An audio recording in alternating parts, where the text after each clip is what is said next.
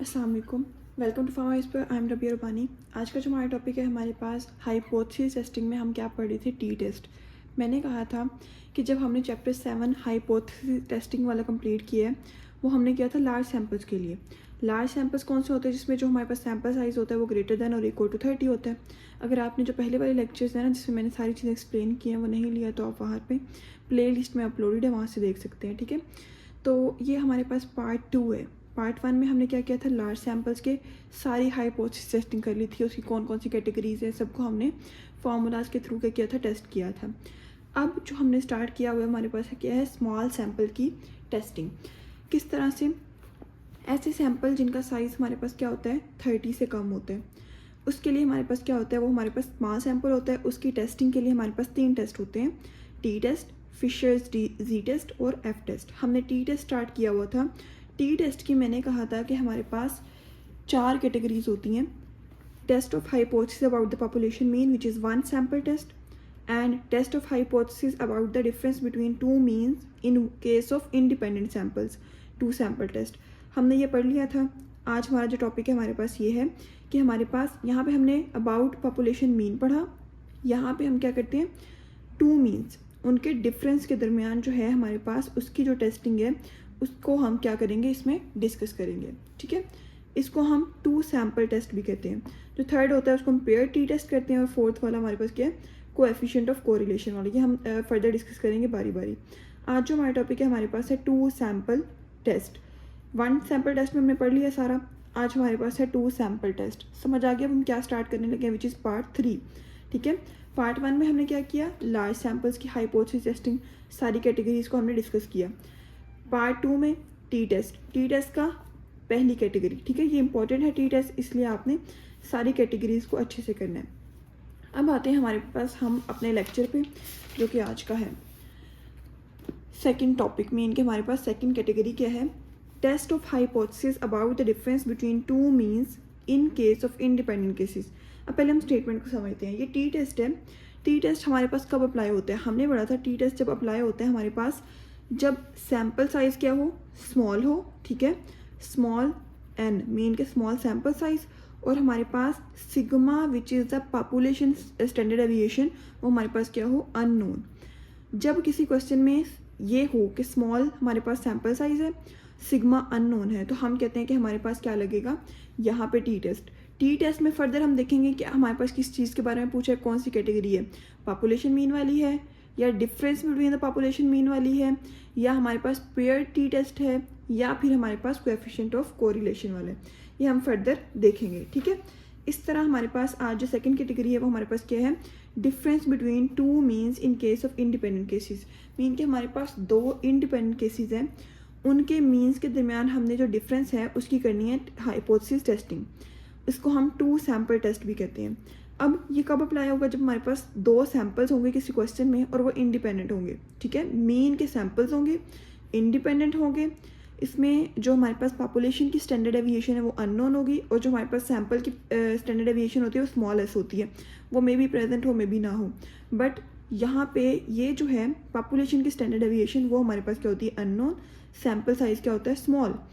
Main difference जो आता है कैटेगरीज में वो जस्ट फार्मूला का आता है। ठीक है, अब यहाँ पे भी आपने क्या करना है, पहले हम फार्मूलाज देखते हैं, तब मैं आपको बताती हूँ क्या क्या करना है, आपने किस तरह से इसको सॉल्व करना है। First of all 2 sample test में हम फार्मूलाज पे आते हैं। हम टी टेस्ट को टी से डिनोट करते हैं। इसका फार्मूला क्या है, T is equal to x1 bar. इसमें 2 हमारे पास क्या है, 2 क्लासेस हैं, 2 केसेस हैं। एक केस जो है हमारे पास 1, ठीक है, एक 2। इसका हमारे पास क्या होगा, जो हम कहते हैं केस 1 और केस 2। इसके नंबर सैम्पल साइज़ क्या है, n1, इसका सैम्पल साइज़ n2। इसका हमारे पास जो है सैम्पल का पॉपुलेशन, सैम्पल की पॉपुलेशन x1, इसकी सैम्पल की पॉपुलेशन x2, इसकी हमारे पास मीन पॉपुलेशन, सॉरी सैम्पल का मीन ये है। ठीक है, और पॉपुलेशन का जो मीन है वो हमारे पास μ1 μ2। ठीक है, स्टैंडर्ड एविएशन जो है हमारे पास सैम्पल की 1 के लिए वो हमारे पास s1 स्मॉल s2, ये सिग्मा 1, ये हमारे पास क्या है, पॉपुलेशन की स्टैंडर्ड एविएशन, ये सिग्मा 2। ये अननोन होती है, ये कभी भी नहीं दी होगी। आपको ये दे सकते हैं, ये दे सकते हैं, ये दे सकते हैं, ये दे सकते हैं, ये तो हमें डिटर्मिन करनी होती है, ये दी ही नहीं होती, और ये चीज़ें दी होती हैं। n2 x2, ये हमारे पास n दिया होता है, x दिया होता है, s दिया होता है, ठीक है। ये कैटेगरीज पे डिपेंड करता है मीन के हमारे पास फार्मूला में हम फिर इसके अकॉर्डिंग पुट करते हैं। ये समझ आ गई 1 और 2। इसमें दो केसेस होते हैं, ये दोनों केसेस क्या होते हैं, इंडिपेंडेंट होते हैं। इनको हम इसके जो सैम्पल साइज इसको n1 कहते हैं, इसको n2 कहते हैं। इस तरह हमने क्या किया, ये सैम्पल का जो मीन है ये भी सैम्पल का मीन है, ये हमारे पास क्या है पॉपुलेशन का मीन, ये जो है इसको हमने क्या करना होता है, इसको हमने फाइंड करना होता है, इसकी हम कैटेगरीज बनाते हैं, ठीक है। क्योंकि क्वेश्चन में ही लिखा हुआ है कि हमारे पास difference between the population mean, तो इनके दरमियान जो है हमारे पास हाइपोथेसिस टेस्टिंग होती है, और ये तो वैसे ही नहीं दिया होता। समझ आ गई। अब आते हैं हम फार्मूलाज पे। टी टेस्ट के लिए नोट होता है हम t is equal to x1 bar mean के, हमारे पास जो x1 है जो कि हमारे पास सैम्पल का मीन है उसका हमने क्या लिया बार मीन के, उसका हमने फर्दर मीन निकाला। किस तरह से, अब मैंने इसका मीन निकालना है x bar is equal to summation x1 over n, जैसे हम क्या कहते थे x bar is equal to summation x over n, ये मैंने क्या निकाला मीन। तो ये हमारे पास सैम्पल मीन जो हमारे पास है ना सैम्पल का मीन, उसका हमने फर्दर मीन निकाला इस तरह से। समझ आ गई है। अब x1 बार माइनस x2 बार, ठीक है, तो हम कहते हैं हमारे पास क्या हो जाएगा डिवाइडेड बाय s क्या है, it is the modified form of standard deviation. Modified form of standard deviation ये हमारे पास क्वेश्चन में नहीं दिया होता है, इसको हमने फाइंड करना होता है। Cross n1 n2 over n1 plus n2 ये दिया होता है, ये भी दिया होता है, ठीक है। अब इसको हमने कैसे कैलकुलेट करना है, यहाँ पे आके हमारे पास डिफरेंस क्रिएट होता है क्वेश्चंस में कि हमारे पास क्वेश्चन में क्या दिया हुआ है, हमारे पास s के दो फार्मूलाज आते हैं फर्दर यहाँ पे। अगर हमारे पास पहला फार्मूला क्या है, summation x1 minus x1 bar whole square plus summation x2 minus x2 bar whole square over n1 plus n2 minus 2 इसका square root, further summation d1 square plus summation d2 square minus n1 x1 bar minus a1 इसका whole का square minus n2 x2 bar minus a2 square over n1 plus n2 minus 2 इसका square root. इसके जो हमारे पास denominator है वो same है, but ऊपर ये चीज़ें चेंज होती हैं। अब हमें पता कैसे चलेगा कि हमने क्या करना है, ये फार्मूला लगाना है, ये फार्मूला लगाना है। यहाँ पे जो डिफरेंस क्रिएट होता है वो हमारे पास होता है मीन से। अगर हम इस तरह x1 और x2 का मीन निकाल रहे हैं, x1 बार निकाल रहे हैं, x2 बार निकाल रहे हैं, अगर हमारे पास, मैंने आपको पहले लेक्चर में बताया हुआ है पार्ट 1 में, अगर ये हमारे पास क्या आते हैं पॉइंट्स में आते हैं, लाइक 49.1 4.1 दोनों पॉइंट्स में आ गए, तब हम कहते हैं हम डी वाला फॉर्मूला यूज़ करेंगे, डी स्क्वायर वाला, ये वाला, ठीक है। डी क्या होता है x माइनस ए, तो अगर d1 है x1 माइनस a1, d2 है x2 माइनस a2, ए क्या होता है एज्यूम्ड वैल्यू, जो हम x की कोई भी वैल्यू ले लेते हैं। इस बात की समझ आई। अगर हमारे पास पॉइंट्स में होगा तो हम क्या करेंगे, हम डी वाला फार्मूला लगा देंगे s का, ये सेकंड वाला फार्मूला। बट इन केस हमने क्या करना है, हमारे पास जो x1 बार या x2 बार है हमारे पास, ये हमारे पास क्या है इंटीगर है, मीन कि हमारे पास 1 या हमारे पास कोई भी जो पॉइंट्स में नहीं है, ठीक है, 49 48, तब हम कहते हैं हमारे पास क्या लगा देंगे हम x बार वाला फार्मूला, ये वाला फार्मूला, ठीक है। अब फर्दर अगर हमारे पास इन केस एक आ गया पॉइंट में, एक आ गया simple, x1 bar is equal to 43.1, x2 bar is equal to 56। अब आप यहाँ पे कौन सा फार्मूला लगा सकते हैं इसका, यहाँ पे आप इनमें से कोई भी फार्मूला लगा सकते हैं, दोनों के आंसर सेम आएंगे। इस बात का आपने ध्यान रखना है, कौन सा फार्मूला किस टाइम पे लगाना है वो आपने ध्यान रखना है, ठीक है। और अगर हमारे पास एक पॉइंट में एक नहीं है, तब हम क्या कहते हैं, हमारे पास हम कोई भी चूज़ कर सकते हैं। अब इन केस क्वेश्चन में हमारे पास x ही नहीं दिया, हमारे पास क्या दिया हुआ है, सैम्पल की standard deviation which is smallest, तब हम कौन सा फार्मूला यूज़ करेंगे, तब हम ये वाला फार्मूला यूज़ करेंगे which is s is equal to n1 minus 1 s1 square plus n2 minus 1 s2 square over n1 plus n2 minus 2 square root, अगर हमारे पास सैम्पल की स्टैंडर्ड डेविएशन दी हो, ठीक है। सिलेक्शन ऑफ एस फार्मूला वही कि अगर आपके पास एक्स बार जो है हमारे पास, अगर वो इंटीगर है मीन के 1 2 3 यूज़ फर्स्ट फार्मूला, ये वाला फार्मूला मीन के अगर पॉइंट में नहीं है, अगर पॉइंट्स में है तब सेकंड वाला फार्मूला, हमारे पास डी वाला फार्मूला। इस बात की समझ आ गई, हमारे पास सारे फार्मूलाज थे, किस तरह पुट करने मैंने आपको ये भी बता दिया। अब आते हैं हमारे पास, हमने टी टेस्ट की ना, जब हम टेस्टिंग करते हैं टी टेस्ट में, जब हमने कॉमन हाइपोथेसिस टेस्टिंग की थी, हमने क्या कहा था, हमारे पास कौन से स्टेप्स हैं, H node, H1 alpha, test statistic, calculation के बाद हमने क्या किया, उसकी रेंज मीन के हमारे पास क्रिटिकल वैल्यू, और उसके बाद लास्ट पे रिजल्ट या डिसीजन। ये कॉमन हमारे पास नॉर्मल हमने जो हाइपोथेसिस टेस्टिंग की थी लार्ज सैंपल्स के लिए पार्ट 1 में, उसमें मैंने कहा था ये स्टेप्स होंगे सबके लिए। जब मैंने आपको टी टेस्ट पढ़ाया था तब मैंने कहा था कि इसमें एक चीज़ की एडिशन होगी। यहाँ पे मैं बताती हूँ, H node, H1 alpha, test statistic, calculation, और कैलकुलेशन के बाद किस चीज़ की एडिशन होनी है, डिग्री ऑफ फ्रीडम की। डिग्री ऑफ फ्रीडम क्या होता है, दिस इज़ n-1 अगर हमारे पास क्या हो, एक पॉपुलेशन का मीन हो। अगर हमारे पास 2 पॉपुलेशन मीन हो, जैसे ये डिफरेंस है, तो यहाँ पे क्या होता है n1 + n2 - 1। उसके बाद वही रेंज, वही रिजल्ट। ये चीज़ टी टेस्ट में एडिशन होती है डिग्री ऑफ फ्रीडम। अगर ये आप नहीं लिखेंगे तो आपका क्वेश्चन रॉन्ग हो सकता है, ठीक है। तो बस यहाँ पे एक चीज़ की एडिशन होगी। इसके लिहाज से हमने इस पूरे स्केच के लिहाज से क्या करना है, क्वेश्चन को सॉल्व करना है। मैं यहाँ पे लिख लेती हूँ।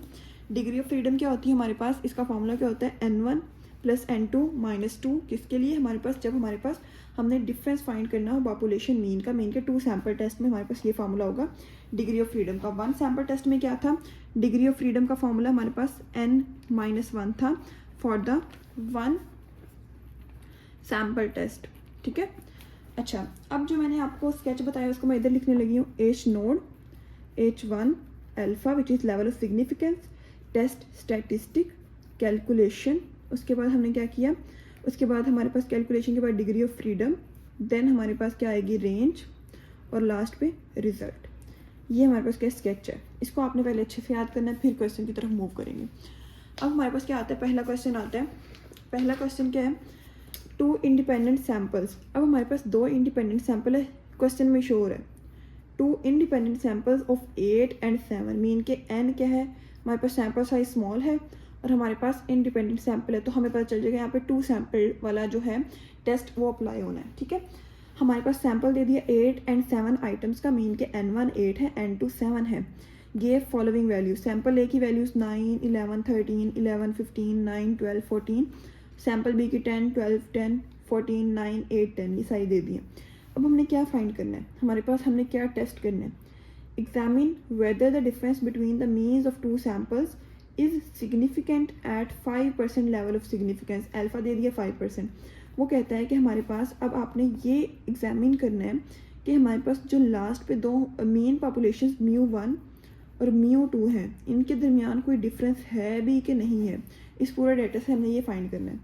अब जब हमने डिफरेंस वाला क्वेश्चन पढ़ा था तब मैंने आपको कहा था, जब मैंने हाइपोथेसिस टेस्टिंग कराई थी लार्ज सैम्पल के लिए, तब मैंने कहा था जब आपको डिफरेंस आता है ना इस तरह μ1 और हमारे पास पॉपुलेशन मीन के दरमियान डिफरेंस है नहीं है, उसकी वैल्यू इतनी है नहीं है, तब हम क्या करते थे, हम μ1 = μ2 किसको कर लेते हैं, नल हाइपोथेसिस में, H नोड में, ठीक है। अब इसको सॉल्व करते हैं। हमने किस तरह इसको सॉल्व करना है, सबसे पहले सोल्यूशन n1 दिया हुआ 8, n2 दिया हुआ 7, ठीक है। ये हमारे पास क्या है, this is x1, this is x2।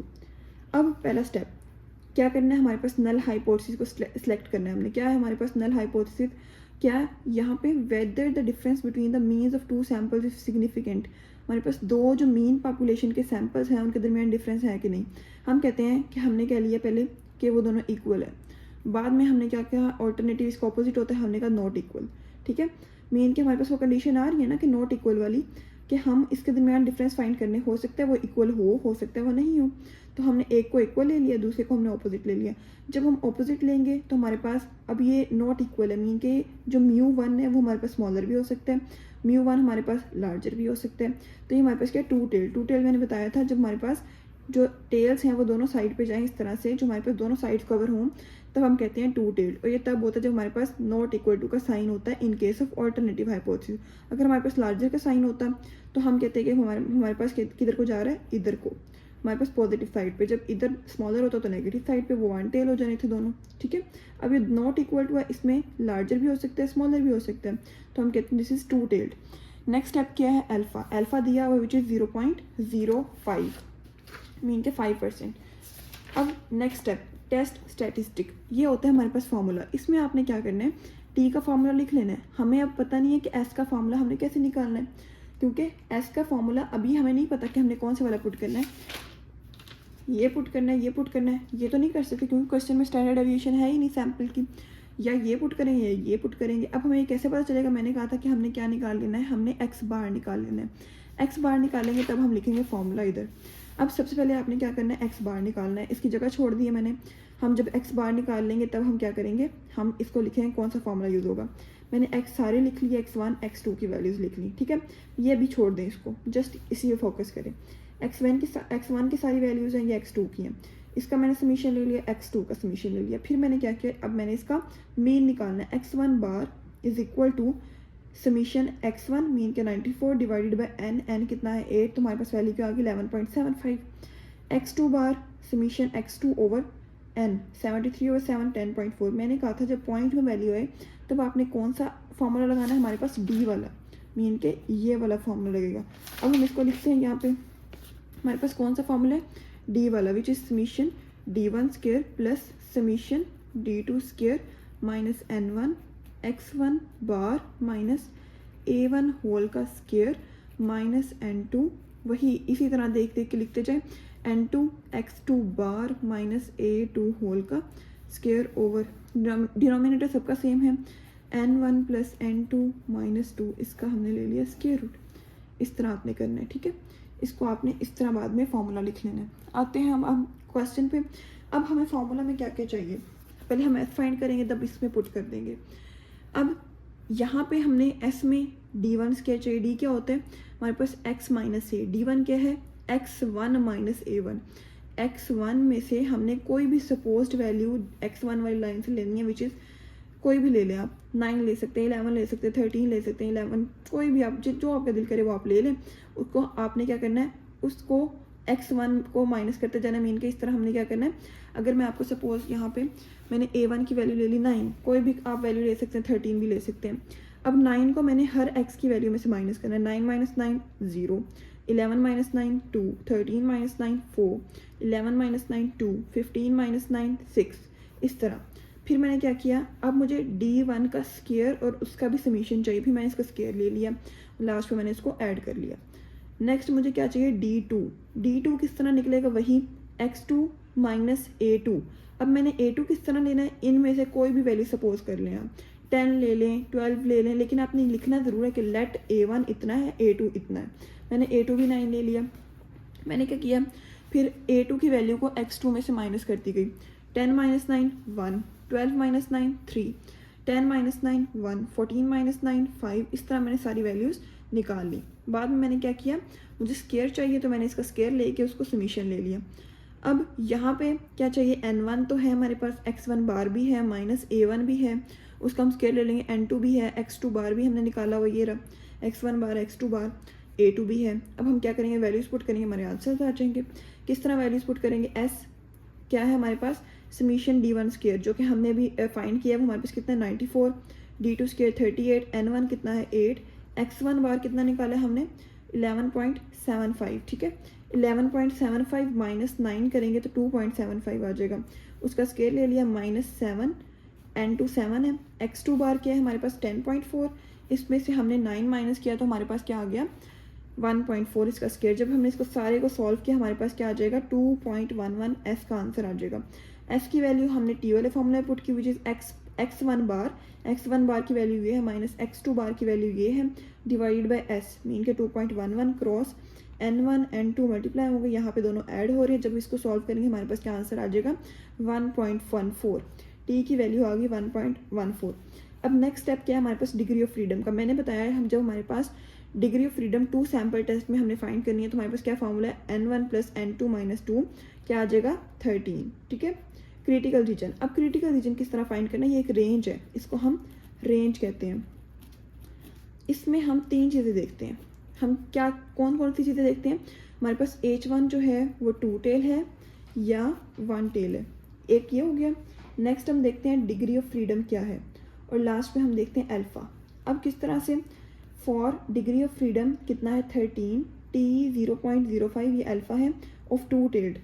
अब यहाँ पे मेरे पास एक टेबल है, या आपने टेबल पेपर में लेके जाना होता है, ठीक है, तो प्रोवाइड नहीं करते, आपने टेबल की एक बुक ले जानी होती है, वहाँ से आप अपने टेबल्स को सर्च आउट करते हो। अब यहाँ पे डिग्री ऑफ फ्रीडम क्या है 13, अल्फ़ा के 0.05, 2 टेल में हमारे पास 0.05 और डिग्री ऑफ फ्रीडम 13। जब इस वाली वैल्यू से हम इधर आएंगे, ठीक है, 0.05, और ये वाला इधर जाएंगे, तो ये हमारे पास क्या आ जाएगा, दिस वन, ठीक है, ये हमारे पास 2.160, इधर से गए हम इधर, ठीक है, 2.160 हमारे पास क्या हो गया आंसर। तो हमारे पास जो रेंज आई है वो कितनी है, 2.160। अब हमारे पास जो रेंज है वो कितनी है, अगर मैं इधर से दिखाऊं, 2.160, बट जो हमारा क्वेश्चन का आंसर आया है वो हमारे पास क्या है, 1.14। तो हम कहते हैं कि जो हमारे पास टी कैलकुलेटेड है वो हमारे पास लेस देन 2.16 है, जिसकी वजह से हम कहते हैं, जब मैंने कहा था पॉजिटिव वैल्यू लेस होंगी तो हम क्या कहते हैं, हमारे पास एच नोड एक्सेप्ट हो जाएगा, जो कि हमारे पास क्या कहते हैं, एच नोड कहता है कि हमारे पास जो μ1 और μ2 है वो दोनों आपस में इक्वल हैं, तो उनके दरमियान कोई डिफरेंस नहीं है। तो हम कहते हैं which conclude that there is no difference between the means of two samples, ठीक है, there is no significant difference between means of two samples, because वो दोनों तो इक्वल ही हैं, तो हम कहते हैं कोई डिफरेंस नहीं है। यही आपने इसका आंसर में लिख देना, as T calculated is less than 2.160, so H not accepted, so it concludes that there is no significant difference between two population means। ये हमारे पास क्या आ गया, आंसर आ गया। इस बात की समझ आ गया, ये मैंने आपको स्टेप बाय स्टेप समझा दिया किस तरह से करना है। अब आते हैं हमारे पास सेकंड क्वेश्चन पे। On an examination in statistics, जो स्टैट्स का एग्जाम हो रहा है उसमें 10 स्टूडेंट्स एक क्लास में जो है उनका मीन ग्रेड कितना है, 80, ठीक है, मीन ग्रेड कितना है 80 विद स्टैंडर्ड डेविएशन ऑफ 8। ये सैम्पल है, ये सैम्पल 1, नीचे हमारे पास सैम्पल 2 होगा। स्टैंडर्ड डेविएशन ऑफ 8 मीन के स्मॉल s1 8 है, ठीक है। वाइल 12 स्टूडेंट्स, ये हमारे पास n2 है, in another class showed a mean grade, ये x2 है, x2 जो है हमारे पास क्या है वो 76 है, x2 बार, ठीक है, मीन दिया हुआ है, तो हमें x2 बार क्या है 76 with standard deviation of 10, mean के हमारे पास s2 भी दिया हुआ है। अब इन्होंने क्या कहा है, हमारे पास 2 क्लासेस हैं, ठीक है, एक में 10 स्टूडेंट्स हैं, एक में 12 हैं, उनका जो मीन ग्रेड है, मीन के ऑलरेडी उन्होंने क्या किया, मीन फाइंड किया हुआ है, हमें मीन फाइंड करने की ज़रूरत नहीं है, उन्होंने ऑलरेडी फाइंड करके दिया हुआ विच इज़ 80, मीन ग्रेड 80 है, मीन के हमारे पास x1 बार इतना है, स्टैंडर्ड डेविएशन ऑफ 8 मीन के s1 इतना है, 12 n1, ये x2 बार और ये s2। नेक्स्ट हमारे पास जो अब using the alpha is equal to 0.01, अब हमारे पास लेवल ऑफ सिग्निफिकेंस क्या है 0.01। अब इसको हम किस तरह कैलकुलेट करेंगे, हमने क्या डिटर्मिन करना है, determine whether first group is superior to second group. अब हमने टेस्ट करना है कि जो हमारे पास पहली क्लास है या पहला ग्रुप है वो हमारे पास सुपीरियर है सेकंड ग्रुप के या नहीं है। मैंने क्वेश्चन सॉल्व करवाते हुए लास्ट टाइम भी आपको बताया था कि अगर क्वेश्चन में इस तरह की कंडीशन हो उसको आपने कहीं ना कहीं फुलफिल करना होता है। आप ऑल्टरनेटिव में कर दें, आप उसमें कर दें हमारे पास जो नल हाइपोथेसिस है, या आप ऑल्टरनेटिव में लिखते हैं उसको। तो नल हाइपोथेसिस में इसलिए नहीं लिखते बिकॉज लिख सकते हैं आप लोग, ठीक है, लेकिन अगर इक्वल टू का साइन लगा देंगे तब ज़्यादा आसान हो जाएगा। मैं आपको क्वेश्चन में समझाती हूँ। अब पहली कंडीशन देखें, first group is superior to second group, mean के जो फर्स्ट ग्रुप का मीन पॉपुलेशन है वो सुपीरियर है सेकेंड ग्रुप के मीन पॉपुलेशन से, ठीक है। इसको हमने या तो H0 में रखना है या इसको हमने H1 में रखना है। इस बात की समझ आ गई। अब ये सोल्यूशन, जो डाटा है, डाटा मैंने सारा इधर लिख लिया है, n1 कितना है, n2 कितना है, x1 बार कितना है, s1 कितना है, सारी चीज़ मैंने लिख ली है। अब स्टेप 1 पे आते हैं विच इज़ नल हाइपोथेसिस।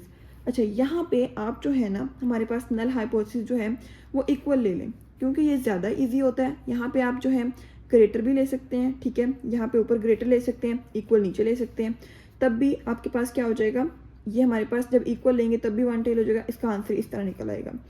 तो ये चीज़ होती है कि आपने यहाँ पे आप इजी वाला ले लें ऊपर, या क्वेश्चन में जो पूछा है वो ले लें, आपकी अपनी मर्जी है, बस आपका आंसर ठीक आना चाहिए, आपको समझ आनी चाहिए कि आपने किस तरह लिया, किस तरह सॉल्व हो रहा है।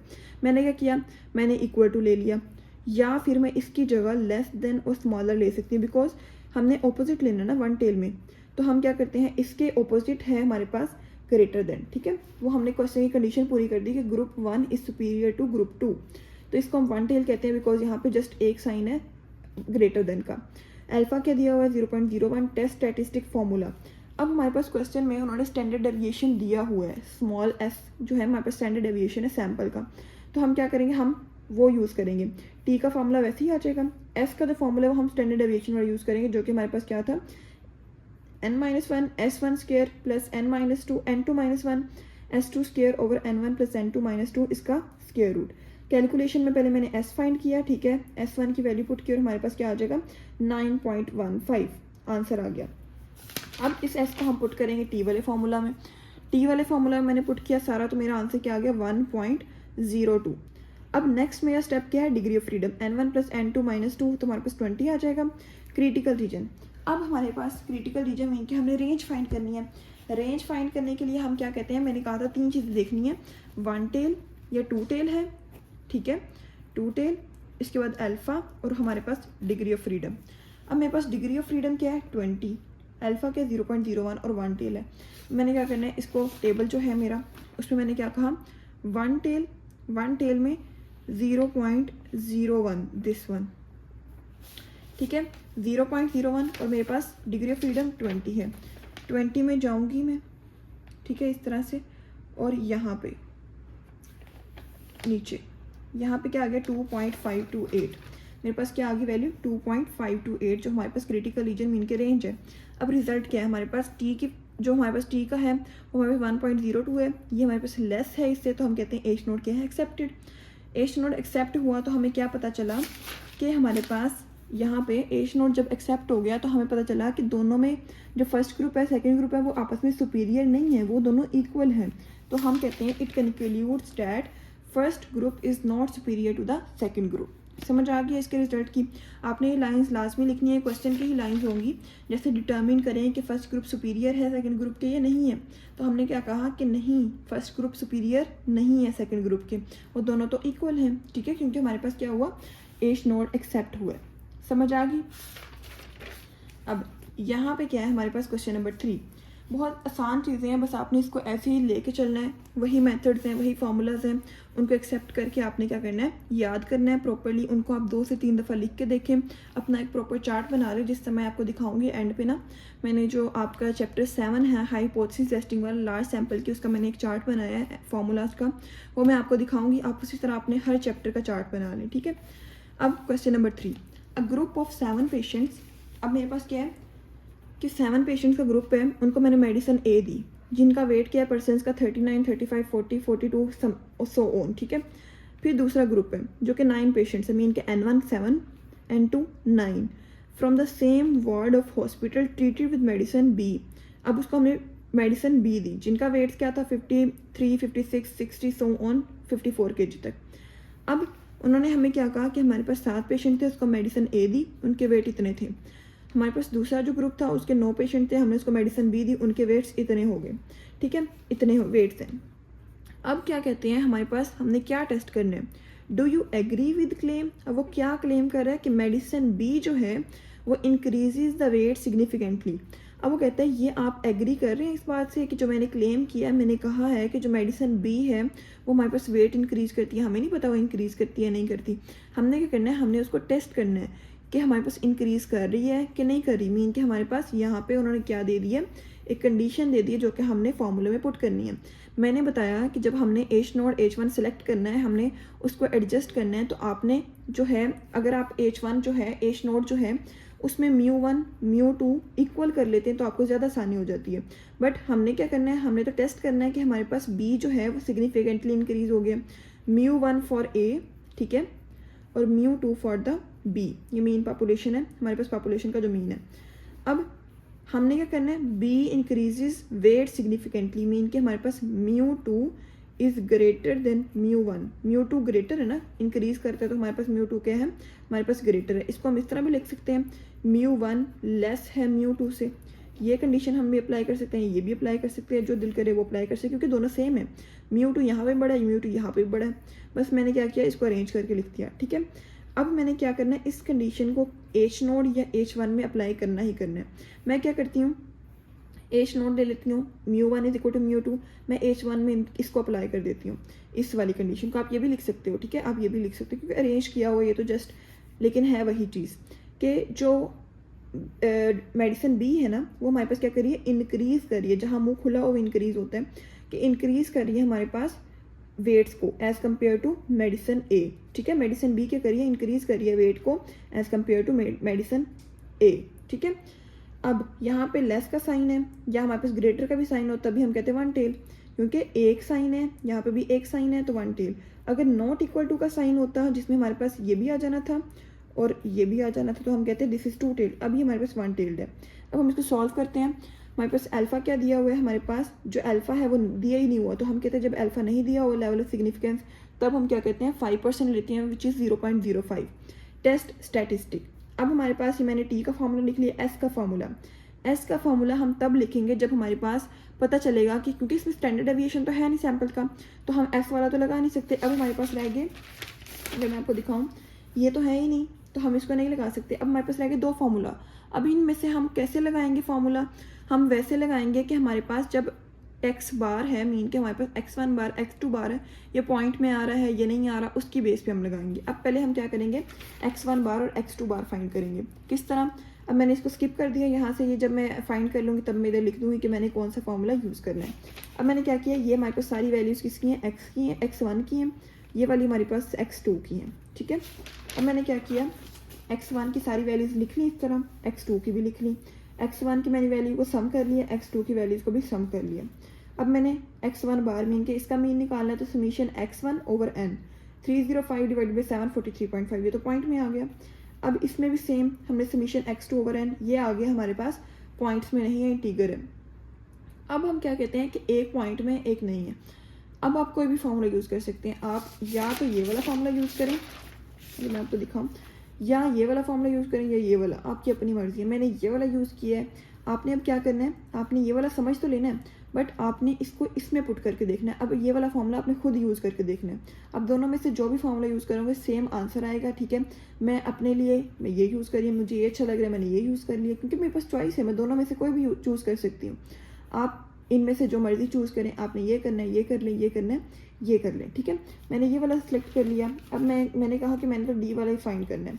अब डी वाले के लिए मैं क्या लिखूँगी, इधर पहले मैं अपना फार्मूला लिख लेती हूँ, summation d1 square plus summation d2 square minus n1 x1 bar minus a1 square minus n2 x2 bar minus a2 इसका square over n1 plus n2 minus 2 इसका मैंने ले लिया स्क्वायर रूट। ये मेरे पास आ गया फार्मूला।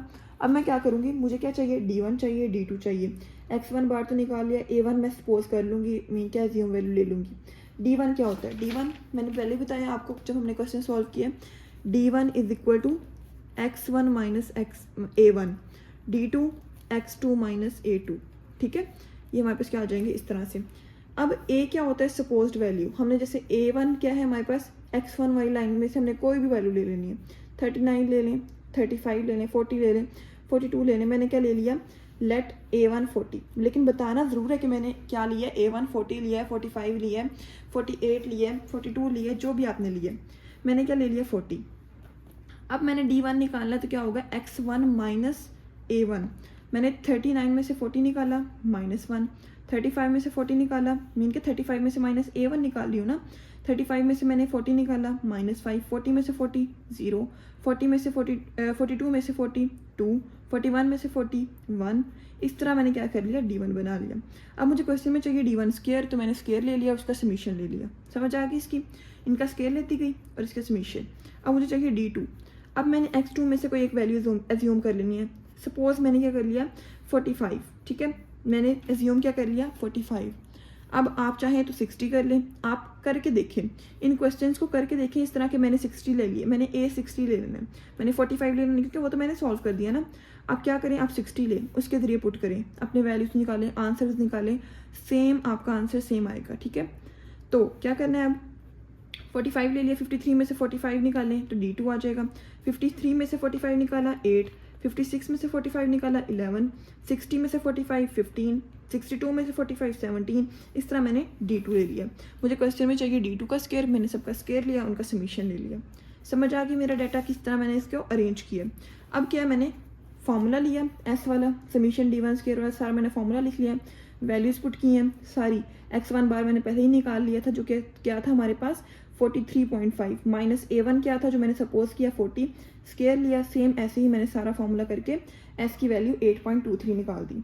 अब t की वैल्यू जो है उसमें मैंने क्या किया, सारी वैल्यूज़ पुट की, हमने t का फार्मूला लिया, वैल्यूज़ पुट की, मेरा आंसर आ गया माइनस में, t is equal to -3।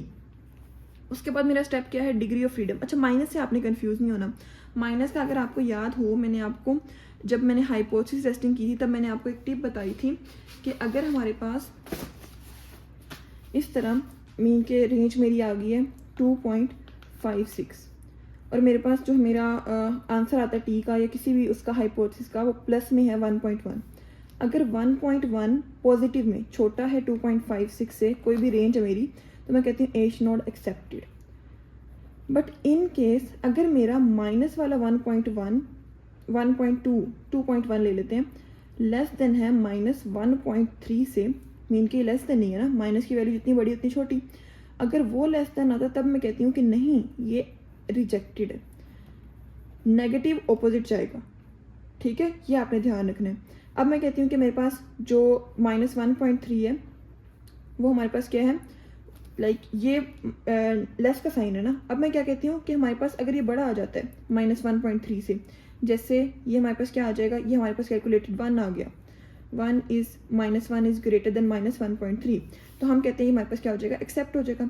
Minus की वैल्यू अगर बड़ी होगी रेंज वैल्यू से तब हमारे पास क्या होगी, एक्सेप्ट होगी। बट इन केस हमारे पास पॉजिटिव वैल्यू बड़ी हो जाएगी, वो रिजेक्ट हो जाएगा। तो ये बात आपने ध्यान रखनी है, मैंने आपको ये पहले लेक्चर में बताया था।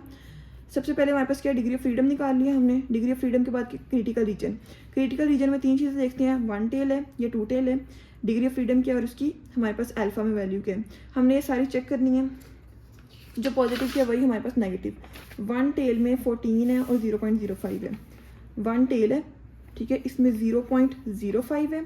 डिग्री ऑफ फ्रीडम क्या है, 14। मैं इधर से जाऊंगी और यहाँ से नीचे आई तो 1.761 मेरा आंसर, मतलब मेरी रेंज वाली वैल्यू आ गई है। अब मेरी क्रिटिकल वैल्यू क्या है, 1.761। मैंने इसको लिख लिया कि मेरी क्रिटिकल वैल्यू क्या है, 1.761। ये मेरा आंसर टी माइनस में था तो मैंने इसको भी माइनस कर लिया। ठीक है, क्योंकि माइनस में आंसर आया तो माइनस टी 0.05 लिया। तो ये हमारे पास क्या आ गया, -1.761। अब यहाँ पे देखें, अब ये मुझे बताएं कि ये छोटा है या ये छोटा है। मैंने बताया माइनस की वैल्यू, क्योंकि माइनस में हम क्या करते हैं, ये 0 है, यहाँ से इस तरह वैल्यू इंक्रीज होती है, इस तरह वैल्यू डिक्रीज होती है। तो ये -1, -2, -3, तो इसलिए हम कहते हैं -3 जो है वो छोटा है -1 से। ठीक है, तो -3 छोटा है -1 से, तो क्या हुआ हमारे पास एच नोड मीन के -3 इज़ लेस देन 1.761, तो हम कहते हैं एच नोड जो होता है वो रिजेक्ट हो गया। अगर हमारे पास यहाँ पे होता -1 आंसर आया होता और रेंज वैल्यू -3 होती तो हम कहते हैं ये एक्सेप्ट हुआ। ठीक है, एच नोड एक्सेप्टेड। इस तरह आपने क्या करना है, इसको करना है। अब हमारे पास आंसर क्या है, टी कैलकुलेटेड क्या है, -3। ठीक है, टी कैलकुलेटेड हमारे पास -3 है। अब हम इसको रेंज वैल्यू में चेक करेंगे। T calculated is less than -1.761। Less than है, मैंने बताया जब हमारे पास जो नेगेटिव की वैल्यू लेस देन होगी तो हमारे पास क्या होगा, एच नोट रिजेक्ट हो जाएगा, जो कि कंक्लूड क्या करता है, हमने कहा एच नोट रिजेक्ट हो गया। एच नोट था क्या कि हमारे पास दोनों जो मेडिसिन हैं वो इक्वल है। तो जब ये रिजेक्ट हो गया तो हमारे पास कौन सा एक्सेप्ट हुआ, H1 वाला, जो क्या कहता है कि हमारे पास मेडिसिन बी जो होती है वो हमारे पास वेट को इंक्रीज करती है as compare to medicine A. ठीक है, तो हमने यही चीज़ लिखनी है, which concludes that medicine B increases the weight significantly as compare with medicine A. ठीक है, अब क्वेश्चन नंबर 4 पे आते हैं। ये आपने खुद सॉल्व करना है, आसान है, सेम वैसा ही है। अब मैं आपको इसके पहले डाटा बता देती हूँ, एक दफ़ा पढ़ के बता देती हूँ क्या क्या चीज़ें आपने सॉल्व खुद करना है। The heights of 6 randomly selected sailors, 6 randomly selected sailors जो हैं मीन के N1, 6 जो हमारे पास सेलर्स हैं उनकी जो हाइट क्या है वो हमारे पास क्या है, 62, 64, 67, ये हमारे पास क्या आ गया, X1। Those of randomly 10, अब N2 क्या है, 10 selected soldiers, अब ये हमारे पास क्या है, soldiers, पहले sailors थे अब soldiers हैं, उनका डाटा दे दिया विच इज़ X2। ठीक है, discuss in the light of data, इस डाटा से पता करें, ये डिस्कस करें that the soldiers are on average taller than sailors, कि जो सोल्जर्स हैं कि ये सोल्जर्स हैं वो इससे टेलर हैं या टॉलर हैं या नहीं। मीन के हमारे पास जो सोल्जर्स की हाइट है वो हमारे पास इनसे जो सेलर्स हैं उनसे बड़ी है कि नहीं। जो हमारे पास सेलर्स की हाइट है उसको μ1 कहेंगे और हमारे पास जो सोल्जर्स की है उनको हम μ2 कहेंगे। अब हमारे पास कंडीशन क्या है क्वेश्चन में, कहते हैं कि सोल्जर्स है उनकी जो हाइट है वो टॉलर है सेलर से, सोल्जर्स की ये μ2 इज़ टॉलर देन μ1। ठीक है। ये हमने क्या करना है, ये हमने प्रूव करना है। अल्फ़ा नहीं दिया हो तो 0.05। अब ये हमने क्या करना है, इसको टेस्ट करना है। या तो आप इसको H नोड में लिख लें या इसको आप H1 में लिख लें, लिखना ज़रूर है एक में। तो मैं क्या करूँगी, मैं H नोड ले लूँगी, μ1 इज इक्वल टू μ2, ठीक है। और H1 क्या आ जाएगा, μ2 is greater than μ1, this is one tailed. अब आपने वही स्टेप्स करने हैं, सारी चीज़ें पुट करके आपने पहले क्या निकालना है, x1 बार x2 बार, फिर आपने देखना है कि पॉइंट में है या नहीं है, उसके अकॉर्डिंग आपने इसका फॉर्मूला चूज़ करना है, उससे आपने आंसर निकालना है, उसको क्वेश्चन में पुट करके t की वैल्यू निकालनी है। देन आपने क्या करना है, रेंज निकालनी है। डिग्री ऑफ फ्रीडम निकालने के बाद डिग्री ऑफ फ्रीडम निकालना है, उसके बाद आपने रेंज निकालनी है। फिर आपने उसको क्या करना है, टेबल में चेक करना है, उसकी जो वैल्यू आएगी, अगर पॉजिटिव वैल्यू है तो हमारे पास, अगर वो छोटी हुई, ठीक है, पॉजिटिव वैल्यू अगर आएगी तो पॉजिटिव वैल्यू अगर हमारे पास जो रेंज से छोटी हुई तब एक्सेप्टेड है। अगर नेगेटिव वैल्यू आएगी तो अगर वो छोटी हुई तो हमारे पास क्या होगा, रिजेक्टेड है। नेगेटिव वैल्यू रेंज से बड़ी होगी तो हमारे पास क्या होगा, वो एक्सेप्ट होगा। ये आपने ध्यान रखना है इन चीज़ों में, ठीक है। ये आपने सॉल्व करना है, इसका जो आंसर है वो आपने कमेंट्स में बताना है। और अगर कोई बात नहीं समझ आई आपको इस लेक्चर में, ये एक छोटा सा था लेकिन इंपॉर्टेंट है, ठीक है। 2 सैम्पल टेस्ट, इस तरह के क्वेश्चन आएंगे, इसलिए हम इसको स्लो लेके चल रहे हैं, तो ये इंपॉर्टेंट है बहुत ज़्यादा। अगर कुछ नहीं समझ आया देन आप मुझसे पूछ लें, डिस्क्रिप्शन में व्हाट्सएप ग्रुप का लिंक है, वहाँ से ज्वाइन करके आप नोट्स भी ले सकते हैं किसी भी टॉपिक के जो स्टैट्स के लेक्चर्स अपलोडेड हैं, ठीक है। जज़ाकल्लाह।